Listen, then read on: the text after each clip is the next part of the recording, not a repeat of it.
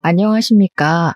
저는 지금 나이 60대 후반을 향해 달려가고 있는 정말 순둥순둥한 아들을 키우는 일에 평생을 다 바친 여성입니다. 제 인생 최대의 업적이 아들을 키운 일이라서 아들 이야기를 꺼낸 것은 아니지만 제가 오늘 들려드릴 이야기의 주인공이 다름 아닌 우리 아들이기에 인사말의 이야기를 덮어보았습니다. 저도 참 아들 하나 키우면서 굳은 일을 도맡아 하며 제 인생의 기구함을 뼈저리게 느끼며 살아왔지만 그 어떤 일들보다 우리 아들과의 일이 참으로 대단했습니다. 어떤 식으로 이야기를 풀어나가야 제 이야기를 들어주시러 온 여러분들에게 조금 더 생생하게 전달이 될지 고민이 깊은 밤입니다만 일단 한번 시작해 보겠습니다.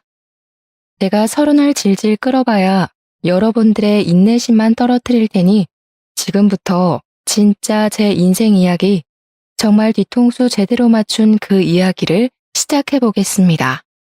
저희 아들은 앞서 이야기를 드렸다시피 상당한 순둥이였습니다.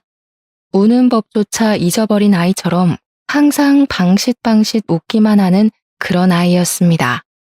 제가 아주 어린 나이에 시집을 오게 되어서 우리 아들을 낳게 되었는데요. 정말 제가 아들을 낳지 않았더라면 어떤 취급을 받았을지 상상조차 하고 싶지 않습니다. 왜 제가 이런 생각을 하는지 궁금하시죠? 바로 저희 시모가 정말 대단한 사람이었기 때문이었습니다.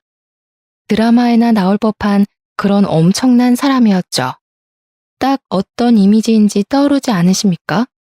저희 시모는 정말 시집살이의 대가라고 해도 부족할 만큼 어마어마하게 저를 괴롭히던 사람이었습니다. 결혼을 하고 따로 분가를 했던 것이 아니라 남편과 저는 시댁에서 시모를 모시고 함께 살았었는데 한겨울에도 뜨거운 물로 설거지를 해본 적이 없었을 정도였습니다. 저희 시댁에서 항상 구박을 받아야만 했던 처지로 본인의 아들을 꼬드겨 어린 나이에 시집을 오게 된 못된 며느리 그 이상도 이하도 아닌 존재였습니다. 매일같이 저는 밥을 하는 기계이자 집안을 청소하는 기계였고 시댁에서 지내고 있는 1년에 15번 올리는 제사 준비는 전부 제 몫이었습니다. 시모는 저에게 매일같이 귀에 딱지가 않도록 했던 말이 있었는데 그 말은 저의 마음을 좀 먹기도 하고 상처를 입히기도 했습니다. 너는 태어나서 잘한 일이라고는 떡두꺼비 같은 손주 녀석 낳은 일 말고는 하나도 없다. 네가 집안일을 잘하기라도 하니 뭘 하니? 늘 제사 준비를 할 때에도 이쪽 저쪽 부산스럽기만 하고 똑바로 하는 일이 하나도 없어. 네 부모는 널 낳고 미역국이나 제대로 먹었다냐? 어디 칠푼이 같은 년을 낳아서는 쫓겨나지만 않았으면 다행이다. 그리고 내가 분명 홍사과를 두라고 했더니 말도 안 되는 청사과를 가져와서는 지아비한테 먹이고 앉았어? 우리 아들은 홍욱을 더 좋아한다는 걸 몰라서 그래. 어디서 똑똑한 며느리 좀 얻어보나 했더니만 정신도 빠지고 나사도 하나 빠진 년이 굴러들어와서 자리를 차지고 앉았네. 아이고 내 속이야. 제가 대학은커녕 고등학교도 겨우 졸업을 하고 남편이랑 눈이 맞게 되는 바람에 번갯불에 콩 구워 먹듯이 아무런 준비도 하지 않고 결혼을 하게 되었었습니다. 처음부터 아주 마음에 들지 않는 며느리였다고 하시면서 저에게 별의별 막말을 다 하셨었습니다. 제가 정말 이 결혼을 하고 싶었었냐? 딱히 그런 것도 아니었습니다. 남편이 일방적으로 저를 쫓아다니며 저와 결혼을 하고 싶다고 졸랐고 집안에 재산이 꽤 많았던 시댁에 저를 시집 보내고 싶었던 부모님이 남편과 결탁을 한 것이었습니다. 제가 거의 팔려왔다고 생각해도 과언이 아닐 만큼 남편은 친정을 향해 물량 공세를 퍼부었고 저희 부모님은 이 정도 재력이면 우리 딸이 먹고 사는데 불편함이 없겠거니 하신 겁니다. 이런 막장의 성격까지 괴팍한 시모가 존재할 거라고는 생각도 못하시고 저를 이 지옥의 구렁텅이 속으로 밀어버린 것이었습니다. 저희 부모님도 시골 촌구석 중에서도 구석에서 평생을 살아오셨던 분이시기 때문에 땅 부잣집에 시집가는 것이 인생을 꽃피우는 것이라고 생각하셨던 것입니다. 제가 얼굴 하나는 꽤 반반했기 때문에 남편도 저를 좋아하게 되었고 그 덕분에 남편의 사랑을 받아서 시모의 시집살이를 조금 더 견딜 수 있게 되었습니다. 하지만 시모는 항상 저에게 제가 견디기 힘들 정도의 폭언을 쏟아내셨고, 저는 그런 시모에게 꼼짝도 못하는 멍청한 며느리였습니다. 망할년, 아주 팔자가 펴도 한참 폈지. 네가 이 집에서 청소하고 빨래하고 밥하는 거 말고 하는 게 뭐가 있어? 어디 죽상을 하고 집안을 돌아다녀. 번듯하게 대학이라도 나왔으면 모를까. 고등학교도 겨우 졸업한 주제에 우리 손주머리가 얼마나 걱정이 되던지. 우리 손주머리가 범상치 않으면 둘째는 다른 며느리 배에서 볼 테니 그런 줄 알고 살아. 항상 제 자존심을 깎아내리기 위해 애를 쓰시던 시모에게 정말 충격적인 사건이 일어나게 되었습니다. 그것은 바로 밭일을 하고 막걸리를 한 잔 걸친 뒤 평소와 다름없이 경운기를 운전하던 남편이 사고를 당하게 된 것입니다.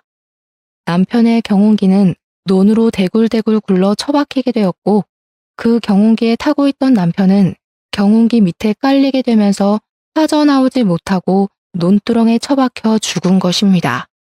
게다가 남편의 음주운전으로 인한 사고였기 때문에 저희 가족은 아무런 보상조차 받을 수 없게 되어버렸습니다. 남편이 그렇게 허망하게 하늘나라로 떠나버리자 시모는 그 모든 책임이 다 저에게 있다는 것 마냥 저를 더 괴롭히기 시작하셨습니다. 도대체 네 인생이 얼마나 드세길래 하나뿐인 우리 아들의 목숨까지 이렇게 일찍 보내버리냐는 말이야. 내가 속이 터져서 못 살겠다 정말. 어머님, 저도 남편을 잃은 불쌍한 여자예요. 어떻게 남편의 상이 끝나자마자 그런 소리를 저에게 하실 수 있어요? 네가 지금 우리 아들 없다고 나한테 바락바락 대드는 게야? 어디 시어미가 하늘 같은 줄도 모르고 고개를 빳빳하게 들고 대들어? 네가 우리 아들 잡아먹은 거라는 걸 내가 모를 것 같아서 이래? 우리 아들이 이렇게 허망하게 갈 아이가 아니었다고. 시모는 저에게 제가 남편을 잡아먹어서 이사달이 난 것이라고 했습니다. 저는 그런 시모의 모진 구박을 다 견뎌내면서 아들을 키워내야만 했습니다. 그 집을 아들과 함께 도망쳐 나왔더라면 참 좋았겠지만 제 수중에 돈이라고는 합의조차 없었고 친정도 비빌 구석이 되어주었던 것이 아니라서 버틸 수밖에 없었습니다. 우리 아들이 한 살 한 살 더 먹어 시모의 꾸짖음이 부당하다는 것을 깨닫게 되자 제 편을 들어주기 시작했는데 그때마다 시모는 알아눕기 시작했습니다. 방바닥에 드러누워서 내가 일찍 죽어야지, 내가 우리 아들 곁으로 가야지 하시며 거짓 눈물을 흘려대니 결국에는 제가 사과를 하고 마는 상황이 반복되었습니다. 그렇게 몇 년의 세월이 더 지난 어느 날, 자꾸만 깜빡깜빡 하시던 시모가 치매라는 몹쓸병에 걸리게 되었다는 걸 알게 되었습니다. 시모는 남편의 죽음을 잊어버리고 한겨울에 남편을 찾으러 가야 한다면서 뛰쳐나갔다가 길에서 봉변을 당하고 말았습니다. 저를 그렇게 괴롭히던 사람이 이토록 허망하게 한 줌의 죄가 될 거라는 생각을 못했었기에 저는 허탈한 기분까지 들고 말았습니다.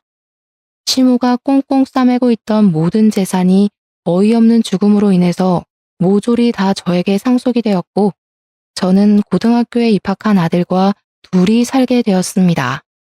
중학교 때까지만 해도 아들이 시골 동네에서도 영재 소리를 듣는 천재였기 때문에 과감하게 저는 물려받은 땅이며 집이며 모두 정리를 하고 서울로 상경을 하게 되었습니다.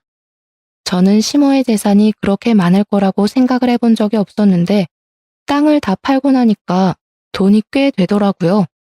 한순간에 큰 재산이 생긴 저는 그 돈을 들고 서울에 있는 학군이 좋다고 소문이 난 동네에 자리를 잡고 아들의 뒷바라지를 시작하게 되었습니다. 여기서 제가 생각하지 못한 문제가 하나 발생하게 되었는데 저희 모자가 살던 곳이 강원도 깡촌 시골 쪽이었습니다. 그러다 보니 동네의 모든 사람들이 심한 강원도 사투리를 사용했었고 저희 모자 또한 강원도 사투리에 익숙해져 있었기 때문에 서울 말씨를 전혀 사용하지 못했었습니다. 고등학교를 서울로 전학을 가게 되었고 아들은 학급을 배정받고 처음으로 인사를 나누자마자 같은 반 아이들에게서 시골 냄새가 난다며 놀림을 당하기 시작했습니다. 우리 아들이 싫은 소리를 한 번도 하지 못하는 순둥이였기 때문에 그 놀림을 고스란히 다 받으면서 학교 생활을 하기 시작한 것입니다. 급식에서 감자라도 나오게 되면 우리 아들에게 그 못된 놈들이 글쎄 강원도에서 왔으니 감자나 먹으라면서 그 반찬들을 전부 아들 식판에 쏟아부었다고 하더라고요. 항상 모진 일은 우리 아들에게 시키기 일쑤였으며 성적이 잘 나오는 우리 아들에게 시골에서 온 주제에 공부를 잘하는 게 이상하다며 컨닝을 의심했다고 하더라고요. 의심으로만 끝이 났으면 다행인데 그걸 담임 선생님에게 일러바쳐서 우리 아들은 졸지에 시험을 컨닝했다는 의심을 사게 되었고 진땀을 빼기도 했습니다. 우리 아들은 학교에 출석을 하면 할수록 점점 더 의기소침해지는 것도 모자라 시름시름 앓는 지경까지 이르렀고 저는 그런 아들에게 무슨 일이 일어나고 있는지 전혀 짐작도 못하고 있었습니다. 시골에서 왔다고 소라도 키웠던 것 아니냐고 소똥 냄새가 난다고 놀리고 교과서를 찢는 행위 또한 기본이었고요. 청소를 하는 날이면 우리 아들에게 모조리 다 맡겼다고 하더군요. 착한 우리 아들은 찍소리 한번 못하고 더 큰 보복을 당할까봐 무서워 그 못된 놈들이 시키는 대로 착실하게 잡일을 하고 있었고요. 불량 학생들이 피우는 담배도 우리 아들 주머니에 몰래 넣어놓거나 피우던 담배로 우리 아들을 괴롭히는 행위도 했었습니다. 저는 정말 까마득히 몰랐습니다. 우리 아들 팔에 있는 화상 자국을 보고 뭐냐고 물어본 적은 있었지만 그저 다쳤다는 아들의 말을 믿고 넘어갔습니다. 우리 아들은 학창 시절에 당했던 트라우마로 인해서 불량 학생, 학교 폭력 피의자에 대한 혐오가 생겼고 태어나서 지금까지 담배는 입에도 대본 적이 없는 놈입니다. 아들은 버티다 못해서 저에게 학교를 그만두고 싶다는 식으로 말을 했지만 저는 아들의 이야기를 들어줄 생각도 하지 않고 손을 내기만 했습니다. 학교도 제대로 졸업하지 않고 무슨 생활을 어떻게 하고 지낼 거야. 사람이 학교는 무조건 졸업해야 한다. 이래서 대학은 어떻게 갈래? 나중에 취업할 때는? 고등학교도 제대로 졸업 못했다고 하면 사람들이 어떻게 생각하겠어. 우리 아들은 제가 시모에게 그렇게 당할 때마다 제 편을 들어주었던 아이였는데 저는 아들의 편을 들어주지 않고 늘 강요만 하고 있었습니다. 결국 반 아이들의 괴롭힘이 도를 지나치자 우리 아들은 그냥 죽어버리고 싶다면서 저에게 모든 히스테리를 다 부리기 시작했습니다. 그제야 아들의 이야기를 전해 듣게 된 저는 충격을 금치 못했습니다. 우리 아들이 학교 폭력의 피해자라는 사실이 소름 끼치도록 무서웠습니다. 저는 바로 학교에 찾아가서 담임 선생님이고 교장, 교무부장 할 것 없이 사태에 대해 고발하고 그냥 넘어갈 수 없는 일이라는 것을 피력했습니다. 하지만 가해자 놈들이 돈도 꽤 있는 집안이고 사회에서나 학교에서나 영향력을 행사하는 그런 집안의 아들이었던 것이었습니다. 학교에서 계속 쉬쉬하려고 하면서 저를 설득하려고 하더라고요. 요즘 애들이 수능 준비로 예민해서 그런 겁니다. 애들끼리는 다 다투고 그럴 수도 있죠. 제가 화해시키겠습니다. 우리가 지금 강원도 시골에서 왔다고 이런 식으로 무시를 하는 겁니까? 선생이고 학생이고 하나같이 전부 어떻게. 두고 보세요. 내가 가만히 있지 않을 겁니다. 그 당시에는 학교폭력위원회라는 게 없었던 시절이었습니다. 그러니 선생이 편을 들어주지 않으면 아무런 조치도 취할 수 없었던 시절이었던 것입니다. 그냥 학교에서 알아서 처리를 해버리고 피해자들이 억울하게도 숨어 지내야 하는 그런 불편한 상황만 쭉 존재하던 시절이었습니다. 저는 결국 참지 못하겠다는 아들에게 자퇴를 한 뒤에 검정고시를 준비해서 대학에 가자고 이야기를 했습니다. 우리 아들은 1년이라는 시간을 꿋꿋하게 버텨냈지만 앞으로 2년이라는 시간 동안 가해자들을 봐야 한다는 것이 너무 무섭다고 자퇴를 결심하게 되었습니다. 우리 아들이 자퇴를 하던 그날까지도 가해자 놈들은 뻔뻔하게 웃으면서 나타나 저와 아들을 조롱하고 의지가 없는 놈이라며 놀려댔습니다. 저는 마지막까지도 우리 아들을 조롱하는 것을 멈추지 않던 그놈들에게 깊은 분노가 일었고 그 자리에서 참지 못하고 그놈들의 뺨을 갈겨버렸습니다. 세차게 연달아 뺨을 갈겨대자 그들도 어찌하지 못하고 뺨만 부여잡고 저와 아들을 바라보더라고요. 어른의 분노에 이렇게 수그러들 아이들인데 어찌 그리 고약한 짓을 하고 다니는 건지 정말 신물이 날 지경이었습니다. 너희들이 고소를 하고 싶다면 어디 끝까지 해보거라. 앞으로 너희가 어떤 사람이 되어 무슨 일을 하던 나는 기필코 복수를 하고 말 테야. 그 뒤로 아들 손을 잡고 학교 밖으로 나오면서 저는 복수를 하겠다고 다짐 또 한 번 다짐을 했습니다. 저는 마음을 가다듬고 바로 교육청에다가 전화를 걸어서 학교에 태어난 작태를 고발했고 이 사건은 꽤 큰 사건이 되었습니다. 저희 모자를 취재하겠다는 기자도 나타났고 학교 폭력을 당했던 사람들이 그동안 쉬쉬하면서 지내기 바빴는데 그 일로 다들 고개를 들고 일어서기 시작했기 때문이었습니다. 결국 가해자들이 주변 사람들의 시선을 견디지 못하고 저희 모자를 찾아와 사과를 하고 용서를 구했지만 저희 모자는 그들을 용서해주지 않고 돌려보냈습니다. 학교에서 피해자인 우리 아들 편을 들어주지 않았던 교사들은 대거 물거리가 되고 우리 아들은 마음을 다잡고 검정고시를 준비하게 되었습니다. 혼자서 공부를 하는 게 의외로 잘 맞는지 문제집을 반복해서 풀어가며 공부를 하고 스스로 해결책을 찾아가는 우리 아들이 너무나도 대견했습니다. 우리 아들의 의지력은 정말 대단했기에 검정고시를 한 번에 다 통과를 하게 되었고 2년이라는 시간을 스스로 노력한 끝에 명문대에 입학을 하게 되었습니다. 정말 우리 아들이 국내에서 가장 유명하다는 대학에 입학을 했을 때 제가 얼마나 뜨거운 눈물을 흘렸는지 아무도 모를 겁니다. 우리 아들은 학교 생활을 참으로 열심히 했고 군대도 건강하게 무사하게 다녀왔으며 대학을 졸업한 이후 탄탄대로의 길을 걷게 되었습니다.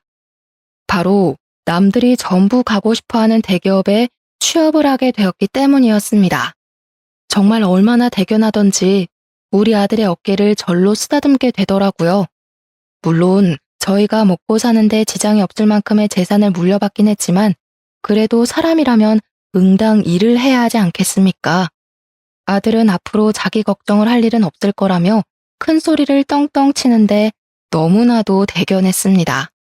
그렇게 몇 년이라는 시간이 흐르고 흘러서 우리 아들이 34살이 되었을 때 갑자기 저에게 소개를 시켜주고 싶은 사람이 있다고 하는 게 아니겠습니까? 저는 그냥 친구인 줄만 알았지 그 사람이 여자친구일 것이라는 생각은 전혀 하지 못했었습니다. 아들이 식당에 저를 데리고 가서 그 사람을 소개해 주겠다고 하는데 걸어 들어오는 사람이 여자인 것이 아니겠습니까? 너무 예쁘고 사랑스럽게 생긴 여자였는데 저는 예상치 못한 일에 너무나도 당황스러웠습니다. 자신의 여자친구를 소개해주는 자리라면 적어도 미리 언지를 해주어야 제가 준비도 하고 꾸미기도 할 것이 아니겠습니까? 거기다가 저는 아들에게 여자친구가 있다는 소리도 들어보질 못했고 이렇게 예쁜 여자가 아들의 여자친구일 것이라는 걸 상상도 하지 못했습니다. 제가 당황함에 놀라서 물을 엎지르게 되었는데 아들이 멋쩍어 하면서 저에게 놀랐냐고 물어보더라고요. 물이 뚝뚝 흐르는데 휴지를 꺼낼 생각도 못하고 우왕좌왕하는 사이에 그 아가씨가 가방에서 손수건을 꺼내서 제 옷에 묻는 물을 닦아주더라고요. 어머님, 그냥 물이라서 다행히 얼룩은 지지 않겠어요. 축축하시죠? 손수건 덧대고 계시면 덜 축축하실 거예요. 저는 정말 천사가 내려온 줄 알았습니다. 손수건을 들고 다니는 여자라니 정말 첫인상부터 마음에 쏙 들었습니다. 아들이 저에게 사귀고 있는 여자친구고 꽤 오래 만났다면서 결혼을 준비하려고 한다며 인사를 시키는 자리라고 하더라고요. 물론 당장 일이 있어서 하겠다는 건 아니고 천천히 결혼을 전제로 만나기로 했기 때문에 언젠가는 결혼을 하고 싶은 여자라고 저에게 꼭 소개를 시켜주고 싶었대요. 그 이야기를 하는 아들의 옆에 앉은 아가씨는 얼굴에 환한 미소를 머금고 있었는데 정말 예뻐도 너무 예뻤습니다. 저에게 어머님 잘 부탁드려요 하는데 더 볼 것도 없다. 최고의 며느리감이다 하는 생각이 들었습니다. 아가씨는 자기 이름이 김민지며 꽃집을 운영하고 있다고 소개를 하는데 정말 100만 불짜리 조건이 아닐 수 없었습니다. 내가 참 우리 아들 어릴 적에 시어머니한테 시집살이를 아주 호되게 당하면서 살았어. 나는 절대로 시집살이 같은 거 안 시키겠다고 마음먹었다. 혹시 그런 게 걱정이 된다면 걱정도 하지 말라고 미리 말하는 거야. 내가 무조건 예뻐해주고 사랑해줄게. 그러니까 예비 며느리가 글쎄 눈물을 막 글썽거리면서 자기가 사실은 조실 부모를 하는 바람에 외롭게 자랐다고 저 같은 사람이 자기의 시모가 되면 행복할 것 같다고 하더라고요. 그때 우리 예비 며느리를 보면서 그 어떤 일이 있어도 이 아이의 편이 되어줘야겠다고 결심을 하게 되었습니다. 그 뒤로 저는 예비 며느리를 참 자주 만나게 되었습니다.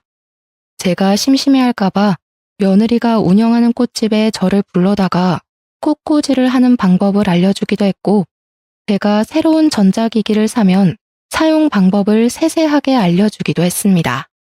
무엇보다 제가 혼자서 뭘 하는 게 어색해서 집에만 콕 틀어박혀 있는 편이었는데 우리 예비 며느리가 저를 이곳저곳 엄청나게 데리고 돌아다녀 줬습니다. 전시회도 보여주고 난생 처음 동물원이라는 곳에 가서 구경도 하고 저는 정말 사는 게 바빠서 그런 여가 생활을 즐겨본 적이 없었기에 너무나도 신기했습니다. 예비 며느리가 저를 데리고 어딜 가겠다고 말이라도 꺼내면 저는 설레는 마음에 밤잠을 설치기까지 했을 정도였습니다. 사는 게 바빠서 우리 아들을 데리고도 그런 곳을 한 번도 방문해 본 적 없었는데 말년에 정말 호강하는 게 아닐 수 없었습니다. 그렇게 6개월이라는 시간이 지나면서 저와 며느리의 사이는 정말 딸과 엄마처럼 두말할 거 없이 돈독한 사이로 발전을 하게 되었습니다. 어머님, 저 정말 어머님 같은 분을 만나게 되어서 너무나도 기뻐요. 평생 제가 효도하면서 잘 모시고 살게요. 우리 지금처럼 평생 행복해요. 어머님을 알게 되어서 부모님께 받지 못한 사랑을 받은 기분이고 저에게도 진정한 가족이 생긴 것 같아요. 정말 감사합니다. 아니다. 나도 아들 하나 키우면서 답답한 날도 있고 속이 상하는 일도 여럿 있었는데 정말 딸 같은 며느리를 얻게 되어서 너무나도 기쁘구나. 우리 사이 변치 말고 앞으로도 항상 서로를 배려하면서 슬픈 일, 기쁜 일 모두 나누며 살았으면 좋겠다. 정말 그이 덕분에 제가 어머님을 만나게 되었어요.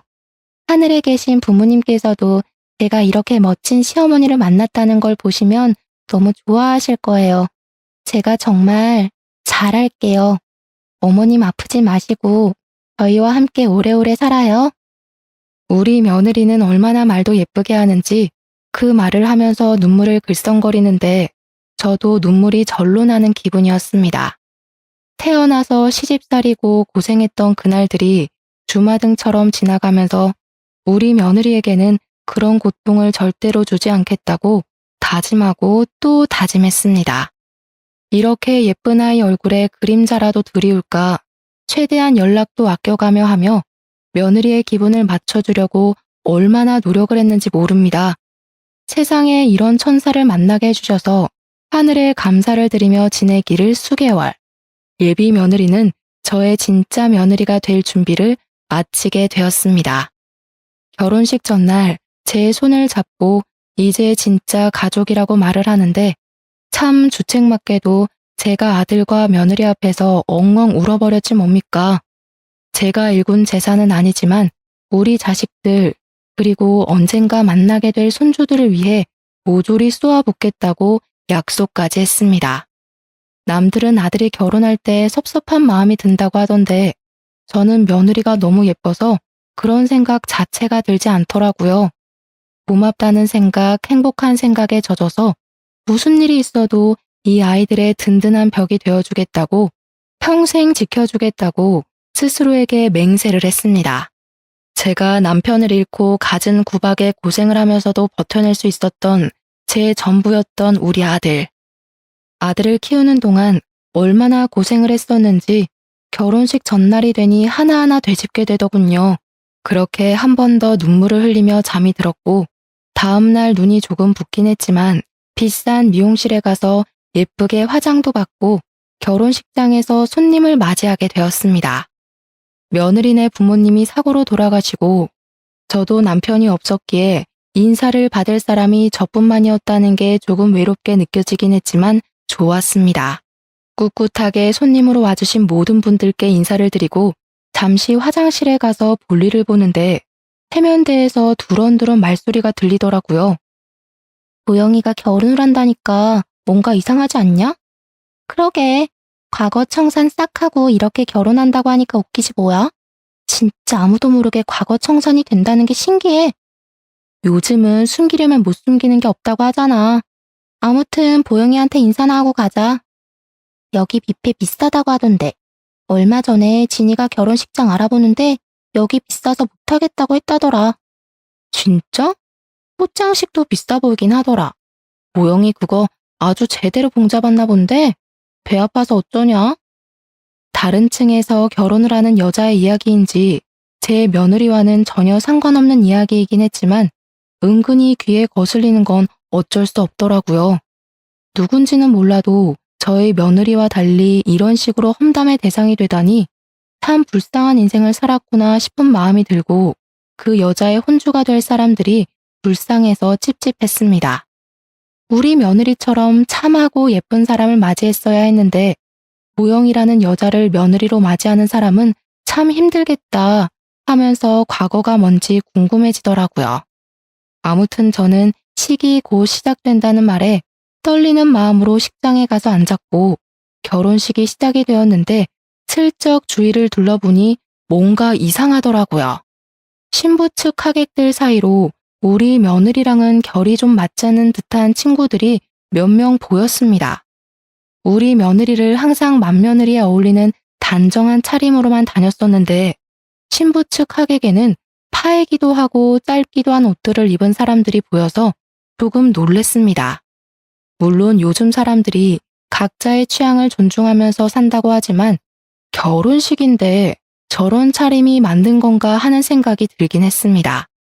아무튼 결혼식은 별탈 없이 무사히 잘 끝났고 신혼여행을 가는 아들 부부를 배웅하고 집에 오니까 은근히 적적하더라고요.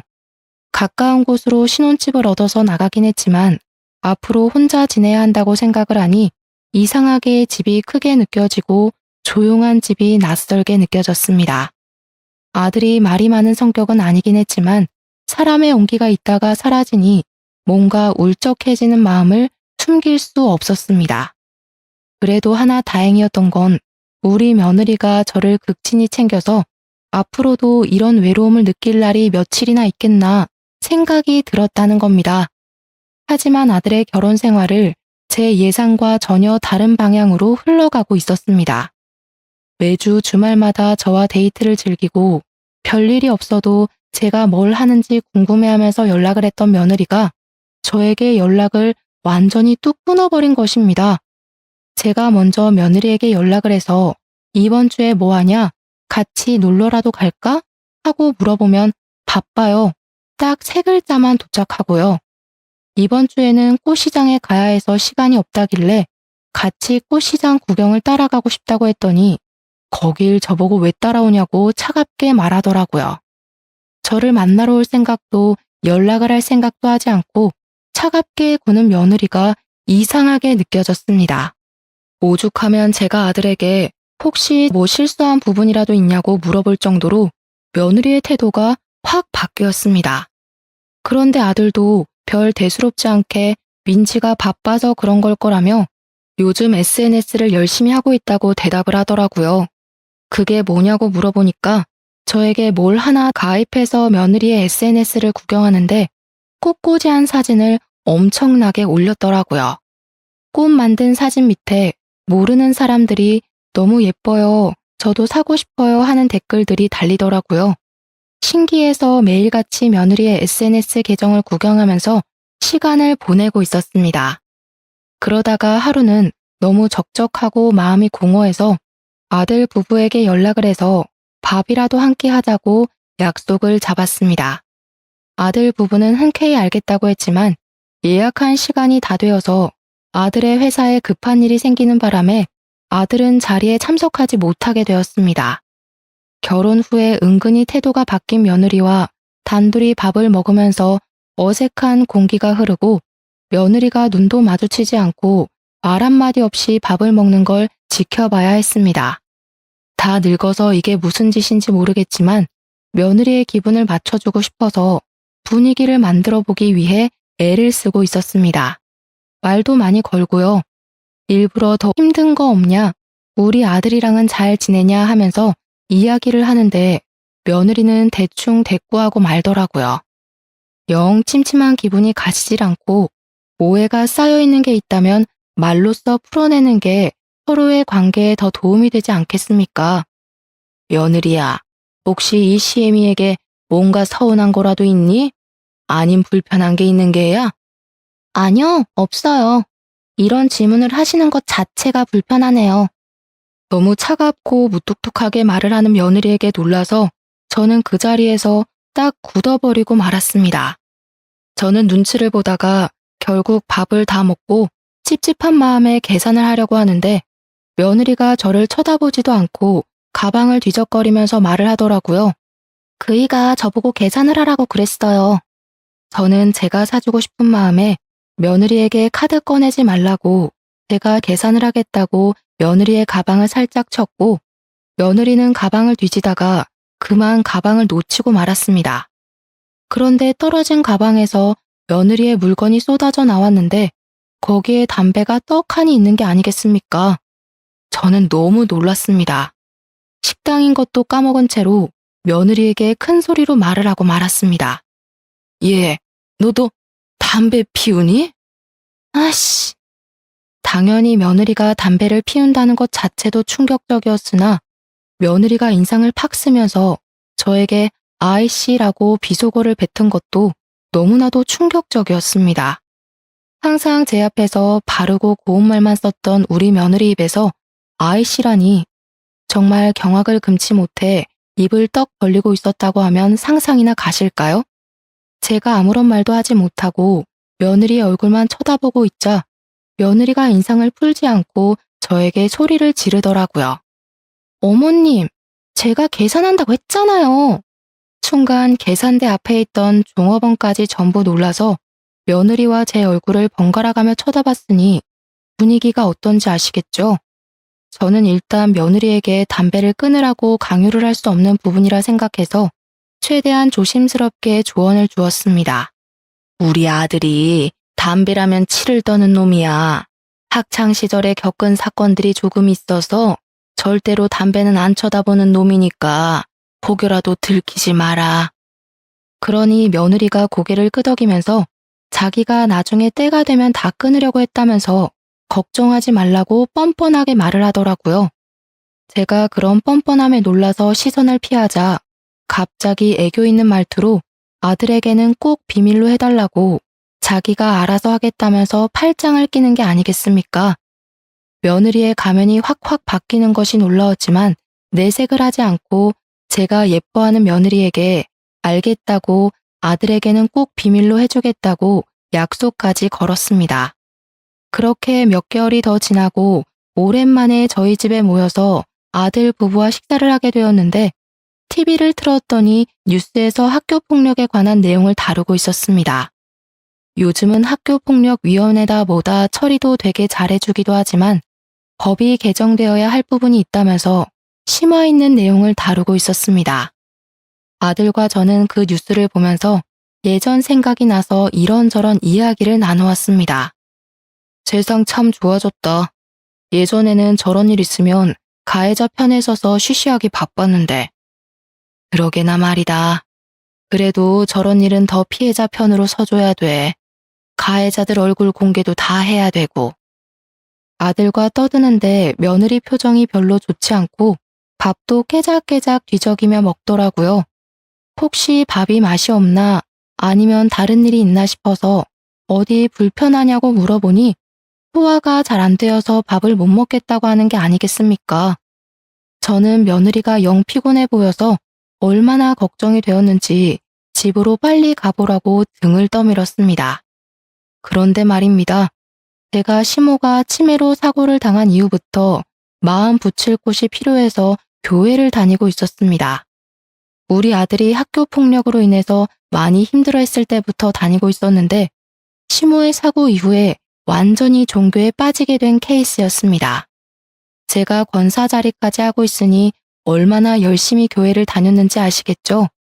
그러던 어느 날 우리 교회에 꽤 친하게 지내는 젊은 집사가 저에게 다가오더니 머뭇거리면서 이야기를 꺼내더라고요. 권사님 며느리 이름이 뭐라 그러셨었죠? 민지야, 민지. 김민지. 이상하네. 이거 권사님 며느리 아니에요?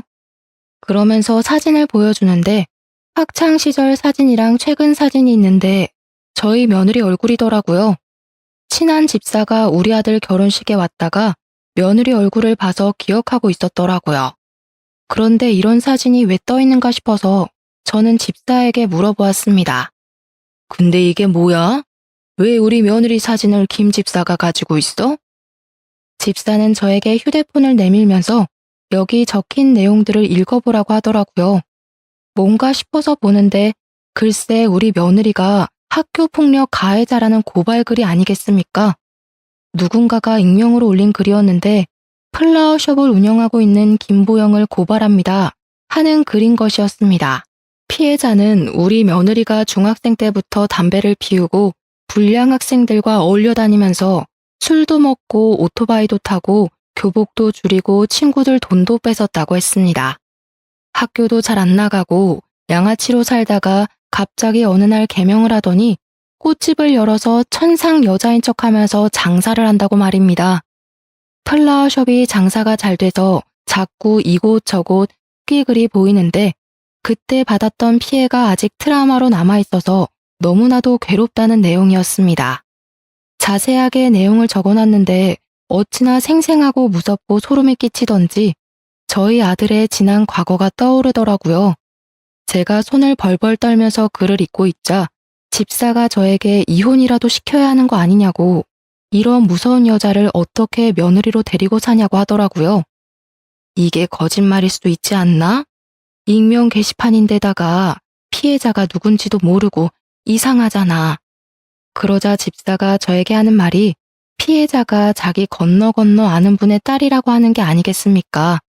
그 피해자는 아직까지도 정신과에서 치료를 받아야 하는 수준이라며 학창 시절의 기억 때문에 일상생활이 어렵다고 하더라고요. 그 순간 머릿속을 스치는 기억이 있었습니다. 김보영, 보영.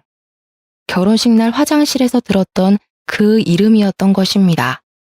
과거를 청산했다는 보영이 그게 바로 우리 며느리였던 것입니다. 저는 피해자를 만나보고 싶어 김 집사를 통해 말을 전했고 용기를 내어 찾아가게 되었는데 한눈에 봐도 그 피해자가 너무나도 피폐해 보였습니다. 우리 며느리에게 당했던 일을 줄줄이 이야기를 하는데 제 눈에서도 눈물이 멈추지가 않을 정도로 고통스러운 이야기였습니다. 중고등학교 때 우리 며느리에게 당했던 일들을 기록해놨다며 저에게 일기들을 보여주는데 정말 대단하다고 느낀 것은 말입니다.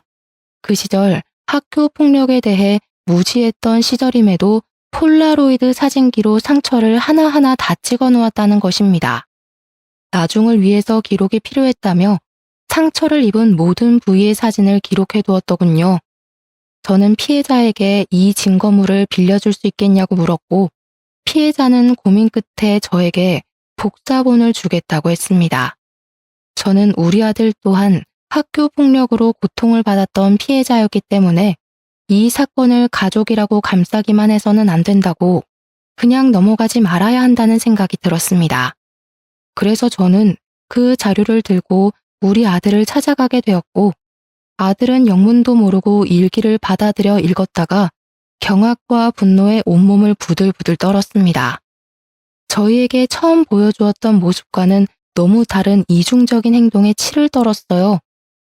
나는 저런 소름 끼치는 아이를 며느리로 받아줄 수 없다. 이혼하지 않으면 당연히 너도 보지 않을 거고 재산도 한 푼 물려주지 않을 테다. 고통을 받은 아이들을 위해 돈을 기부하고 죽어버릴 테니 그런 줄 알고 이혼해 당장. 아들 또한 저와 생각이 같았는지 이혼을 하겠다고 고개를 끄덕이더라고요.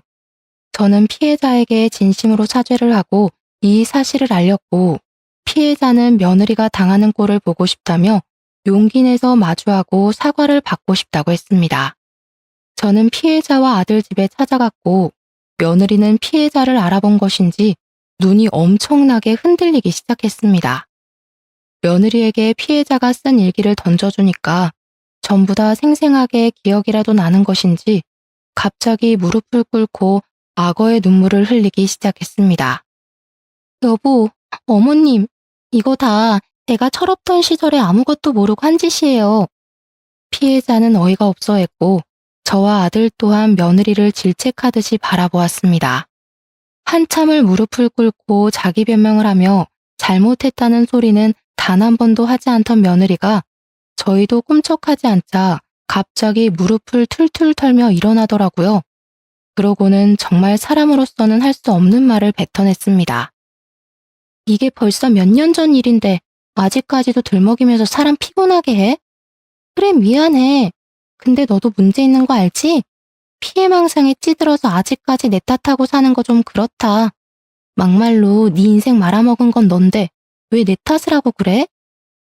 제가 글쎄 그 말에 눈깔이 돌아서 아들이 처음 내주었던 커피잔을 들어 며느리의 얼굴에 커피를 확 부어버렸습니다.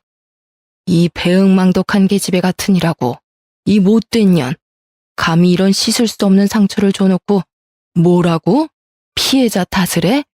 이 죽일 년, 이 망할 년. 너 같은 건 사회에 발 디딜 수 없게 만들어야 해. 며느리는 갑자기 비에 젖은 생쥐꼴이 된 것이 수치심이라도 들었는지 얼굴이 붉어지며 발악을 하기 시작했습니다. 세상에, 약한 사람이 죄지. 나는 잘못한 거 없다니까. 제가 다른 친구들한테 당할 때 나는 그저 거던 것뿐이야. 억울해. 모든 가해자들은 장난이었다고, 자기 잘못은 없다고들 말해.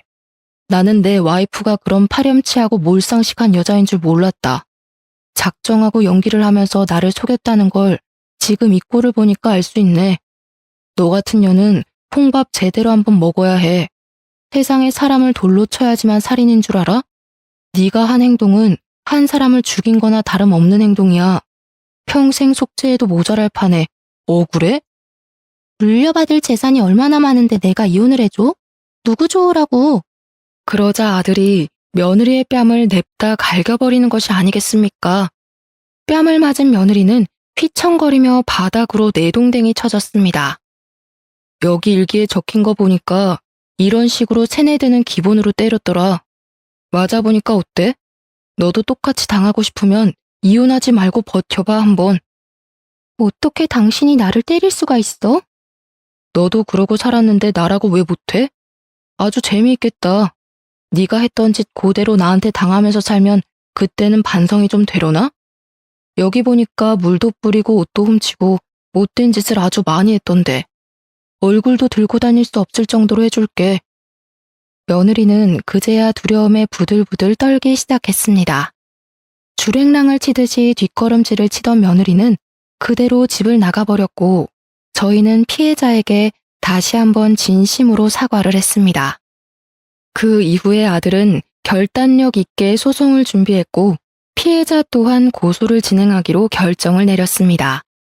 며느리의 꽃집은 일파만파 퍼진 그 글 덕분에 사람들에게 테러를 당하게 되었고 결국 가게마저 접게 되었습니다.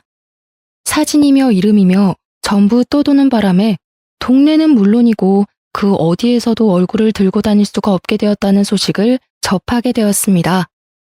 아들의 이혼은 빠르게 정리가 되었고 당연히 결혼 파탄의 원인이 된 며느리가 위자료를 물어주게 되었습니다. 피해자의 사건은 일부 승소 결과만 나오게 되었고 전체 판결은 아직 나오지 않았지만 무리 없이 승소할 것 같다는 소식을 전해주었습니다. 이 사건은 개인 방송을 통해서 퍼지다가 결국 뉴스에까지 나오게 되었고 사람들이 주시하고 있는 사건이 되어서 법원도 가해자의 편을 쉽게 들 수 없을 것이라 변호사가 설명하더군요. 모든 일이 저희 손을 떠난 지금 우리 아들은 이혼의 아픔을 치유하고 있는 중입니다. 이유가 명확한 이혼이었기에 아들은 힘들지 않게 정리를 할 수 있을 거라 말을 하긴 했지만 정부치고 산 세월이 있었기에 저는 묵묵히 아들의 곁을 지키고 있는 중입니다. 우리 아들이 전부 다 훌훌 터는 그날 아들과 함께 학교 폭력으로 인해 고통을 받은 피해자들을 위해 기부도 할 생각입니다. 앞으로는 죄를 짓고 사람들의 마음을 짓이긴 놈들이 전부 벌받는 세상이 오길 기다려 보겠습니다. 여러분들 또한 다른 사람 마음에 상처 주지 마시고 상처를 입으셨다면 새살이 돋아날 때까지 본인의 마음을 단단하게 잡으시길 바라겠습니다. 제 이야기는 여기까지입니다. 들어주셔서 정말 감사합니다.